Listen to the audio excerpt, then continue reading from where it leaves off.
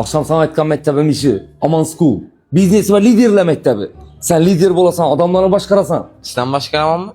Sen özün gezin başkara olmaysan ele, ben başkarasan. Eski kim eken birini, yürü. Salamu aleyküm. Hizmet. Hizmet, toyda boladı, ermeyde boladı burat. Direktör gerek edi bizlere. İkinci direktör gerek mi? Direktör bu bizlere uydu. Apam direktör men. Şirokini okut çekmem ben. Okutuş için tövbe hep parasız. Üçe ölmeyse, özü kella bızırıyıp tuttu. Direktörün kanasını çüntürü ben. 638. etaj, 1386. xana. Rahmet. Direktör müsünüz? Şiirim ben. Direktör kim? Ben? Ha Şirin ben ne diyorsun? Direktör şiirim ben. Rastlan şiir elemisiz. İlk göremiz mi? Otursana özün yemen hazır. Kalk rast gerek ediyiz. Şirokini okut çekmem. Tövbe yapar mı kutas? Bize de tövbelik hizmet yok. Ya onun bilmez. Mektebizde okut çekmem. Bunda gelin. Geldik. Hoş geldinizler. Ama School. Business ve Liderler Mektebi. Güzel mektep mi? Sizlerle mektep. Hiç kaçsı mektepte yok. Ne olamaz bir de. Şirokini okutuşun için.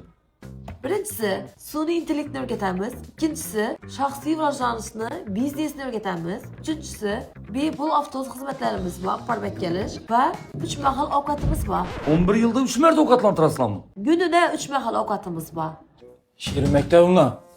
Lebbey, Sizin köşede 2 bala sorap geldi. Ne o deyin? hele turmuşa çıkası yok eken de bayt. Nereye çıkası varken de baytın. İşke çıkıyor ki, işke.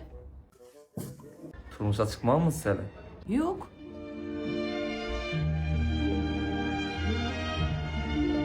Nereye çıkarsınız? Kellen yorin. Buna lersilmetmen öz kellesi bu bilen uruşup demarşa gittik kanvezlerini inglastırıp. Şuna bunu adam atamanda bu okut çekmen lan ben. Mektep müçasın. Satıp alacakmışlar.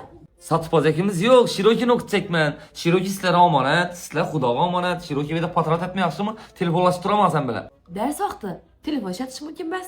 Kalk kıraz zor oldu. 24-7 benim bizada etmek yaxşı mı? Hadi düşün bunu adam etinle. Ben gittim. Ben direktör ben. Şirin ben ne diyorsun? Vay canım.